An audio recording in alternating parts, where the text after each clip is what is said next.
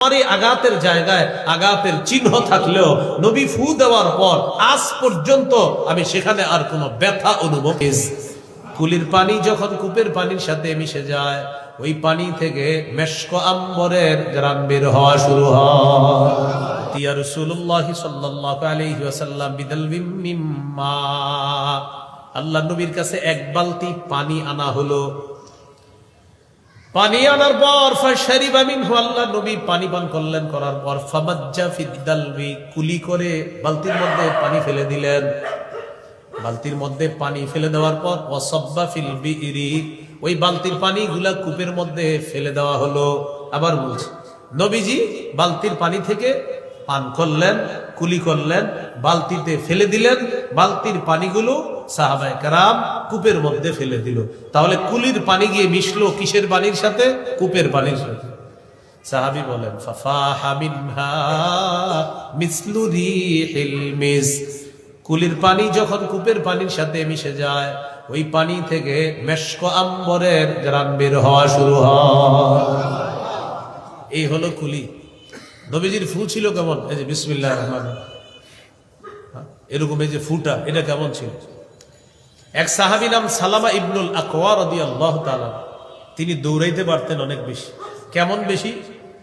ঘোড়া আপনি দৌড়াইবেন, ঘোড়া চালাইবেন, উনি দৌড়ে গিয়ে আপনার ঘোড়া দূরে ফেলবে। দৌড়ে এই সালামা ইবনুল আকওয়া, কি নাম সাহাবীর? সালামা রাদিয়াল্লাহু তাআলা আনহু, তিনি তার পায়ের গোছার মধ্যে একটা আঘাত পেয়েছে, পায়ের গোছায়।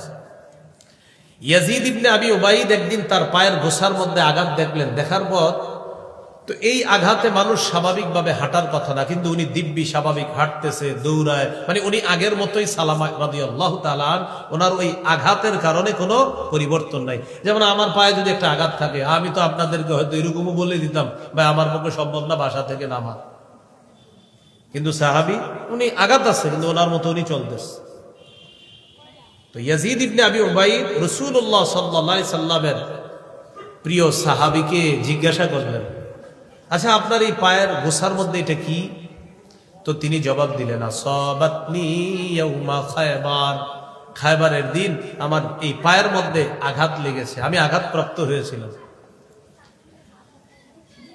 আমার পায়ের মধ্যে যখন আঘাত হয়, আঘাতের পর ফাকালান নাস উসিবা সালামা, মানুষ বলা বলি করতে লাগলো সালামা আঘাতপ্রাপ্ত হয়েছে, সালামা আঘাতপ্রাপ্ত হয়েছে।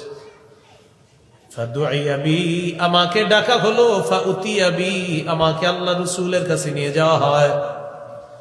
নবীজির সামনে যাওয়ার পর ফানাফাতা ফিয়া সালাসা নাফাসাত, আল্লাহ নবী আমার আঘাতের জায়গায় 3টা ফু দিলেন। আমি যেই জায়গায় আঘাত পেয়েছি এখানে রাসূল সাল্লাল্লাহু আলাইহি সাল্লাম 3টা ফু দিলেন। সালামা রাদিয়াল্লাহু তাআলা আনহু বলেন, ফু দেওয়ার পর থেকে ফামাশতাকাইতুহা হাত্তা সাআ, আমার এই আঘাতের জায়গায় আঘাতের চিহ্ন থাকলেও নবী ফু দেওয়ার পর আজ পর্যন্ত আমি সেখানে আর কোনো ব্যথা অনুভব করি না। এইগুলো নবীজির ফু।